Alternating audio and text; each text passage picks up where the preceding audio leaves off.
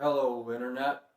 The subject of this video is going to be for those interested in how to properly fill out a Schedule C, what is a deductible expense and what is not, using just some standard items that I happen to have around my office.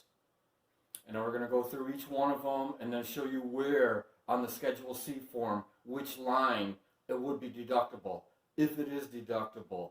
I've got quite a panoply of items here. I'm going to lift the camera up for just a second so you can get a rough idea of them.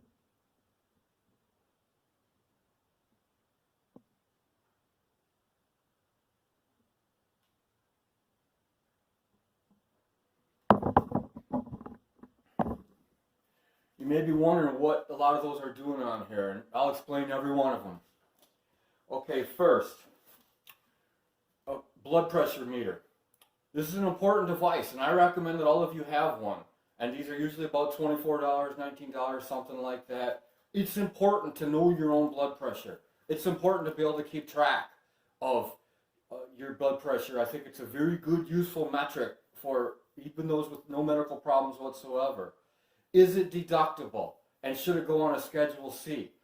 It should not go on a Schedule C, and it may be deductible if you itemize first, and if you then have medical expenses above a certain threshold.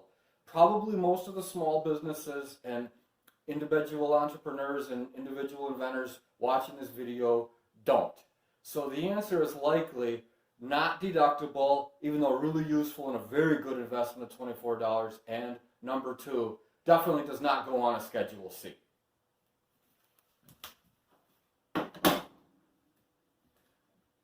Next, you're watching my YouTube channel, which is partly put together for the purpose of my business and my law practice and my law firm.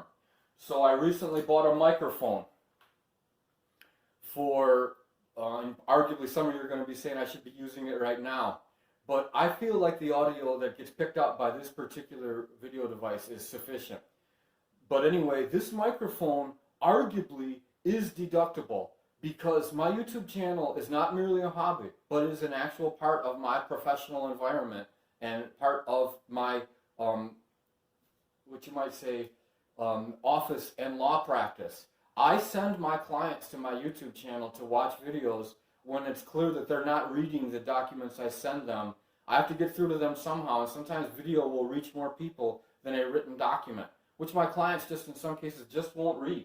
So in that case, arguably, this microphone, which was a total of I think $12 or $13, would be a deductible expense. Now let's figure out where we would put it.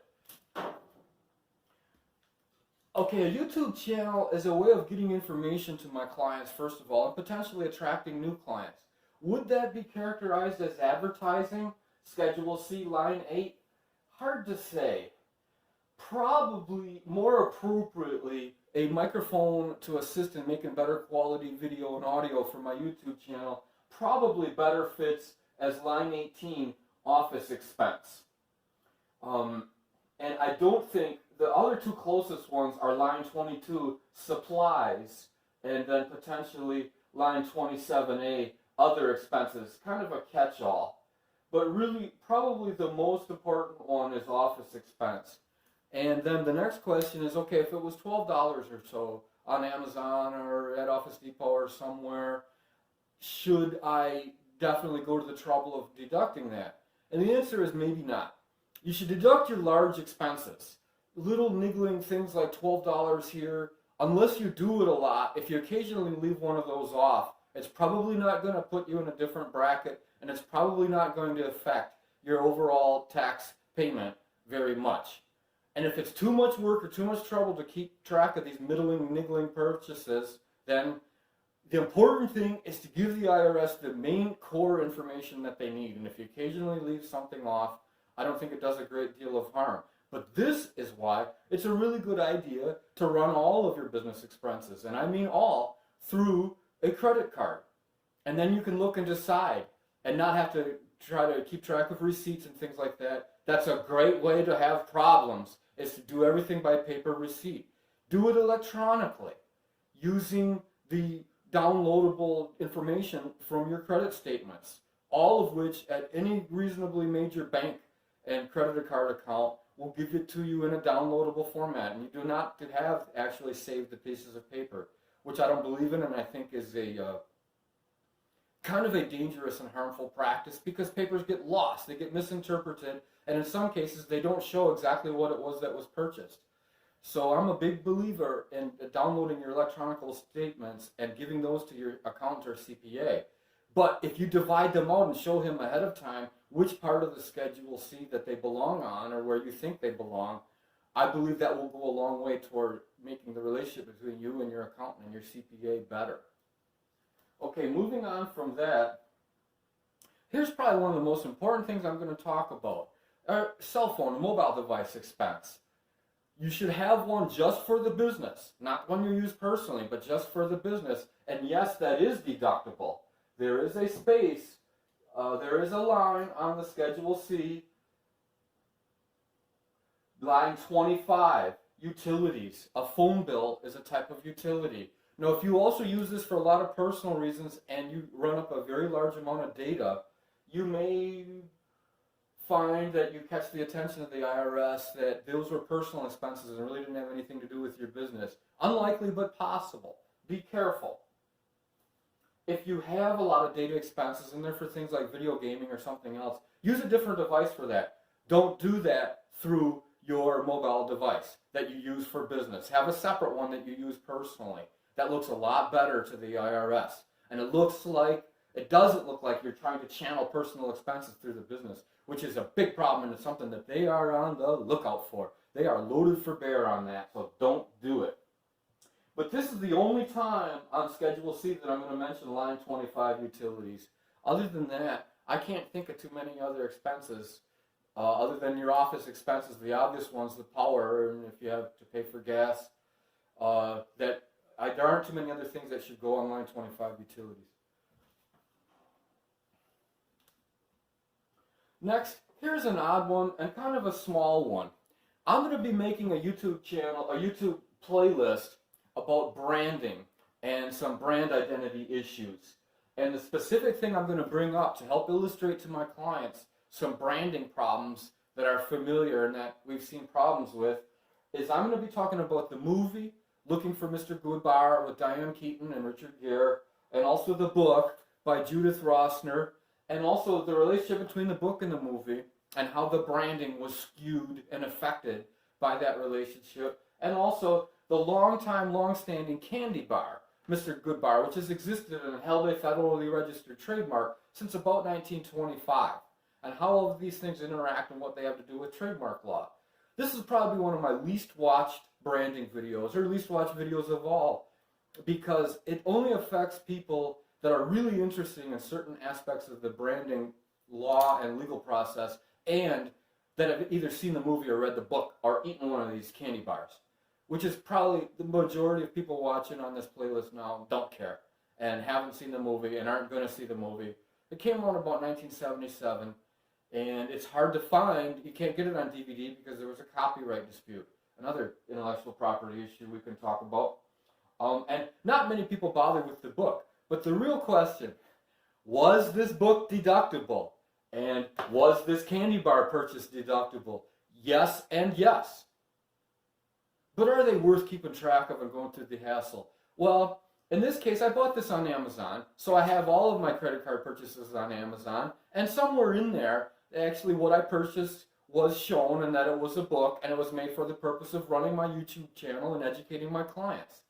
I think I'm going to go ahead and include that in my overall listing of Schedule C expenses. Now the question is where?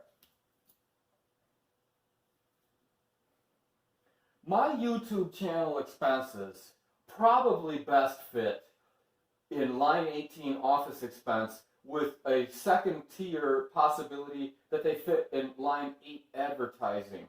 Although my buying this book and this candy bar is not really advertising. I would have to say that it really belongs in 18 with a possibility of 27A other. But the real truth is, the candy bar itself, I would have to say, I expect I paid cash for that, didn't get a receipt, can't show proof. And also at $1.10 or $1.15 or so, I bought a large one. And by the way, these are pretty good. I don't want to see you folks keeping track of all your receipts. Do your business purchases through a credit card, and don't use credit cards for $1.10 purchases. So in this case, I'm going to say that even though that $1.10 is deductible, the amount of time and hassle and effort and aggravation of you tracking your deductions to this level of granularity means that it's going to interfere with your ability to do business effectively. $1.10 either deducted or not deducted on a Schedule C isn't going to make any difference and probably isn't even worth your time.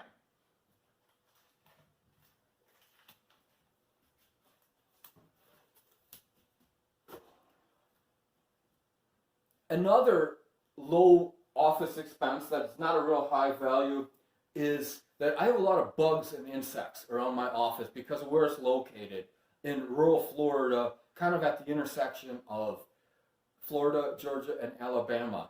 Now the question is, would this be deductible? And the answer is, I do need it in my office. I have a legitimate office purpose and use for this in the ordinary course of business.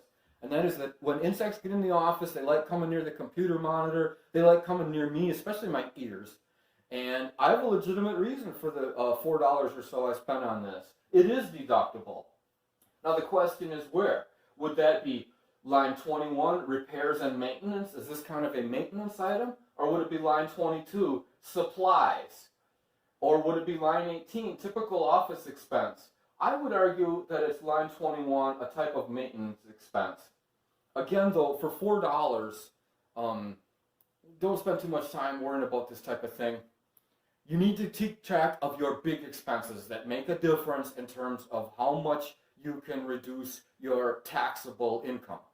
Small expenses like $4 here and there or a candy bar, they're just not going to make any difference. And all the extra effort and aggravation of tracking the pieces of paper, receipts, or if you put it on your credit card, okay, fine, list it. But a $4 purchase, I would wonder that I don't want to see you use credit cards for $4 purchases.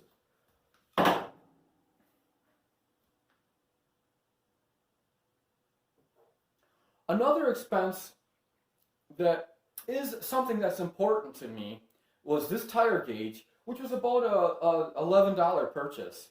Is it deductible?